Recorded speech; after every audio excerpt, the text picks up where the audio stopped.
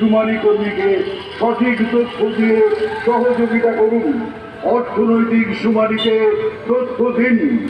নতুন বাংলাদেশ বিনির্মাণে অংশ নিন।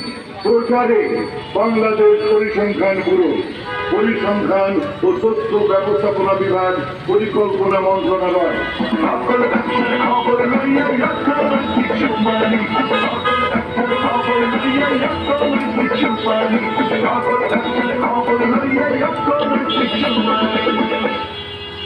অর্থনৈতিক শুমারি, অর্থনৈতিক শুমারি, অর্থনৈতিক শুমারি।